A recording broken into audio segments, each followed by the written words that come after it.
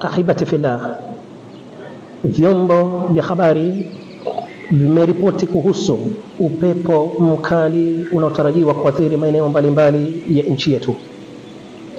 Na hili jambo la upepo, Uislamu kama tunavyojua haujaacha jambo lolote.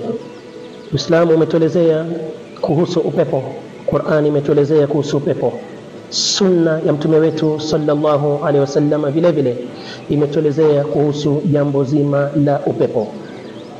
Upepo ni miongoni mwa maumbile ya Mwenyezi Mungu. Katika viumbe alivyoviumba Mwenyezi Mungu kuna upepo. Upepo ni katika kiumbe cha Mwenyezi Mungu. Mwenyezi Mungu anasema subhana wa min ayatihi an yursila riyaha mubashiratin, na katika ishara zake za uwepo wake Mwenyezi Mungu ni kwamba hutuma upepo za kutoa bishara. Kuna upepo ukija basi ni bishara njema. Upepo ni miongoni mwa viumbe vya Mwenyezi Mungu, hutumwa kwa rehma au adhabu. Upepo mkali huwa ni onyo au adhabu.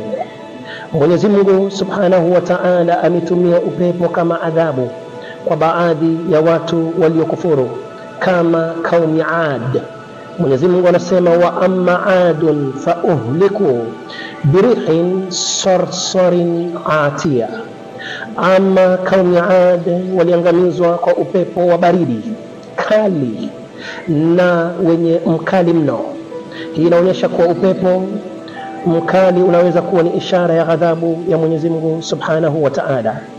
Na mtume wetu sallallahu alaihi wasallama alipokuwa akiuona upepo mkali alikuwa akimwomba Mwenyezi Mungu akisema Allahumma inni as'aluka khairaha wa khaira ma fiha wa khaira ma ursilat bihi wa a'udhu bika min sharriha wa sharri ma fiha wa sharri ma ursilat bihi. Ewe Mwenyezi Mungu, na kuomba khairi yake na khairi yaliyomo ndani yake na khairi iliyotumwa kwa huo upepo ndani yake, na ninajikinga kwako na shari yake, yani shari ya huo upepo na shari ya yaliyomo ndani yake na shari ya ilichotumwa kwacho ama kwa huo upepo.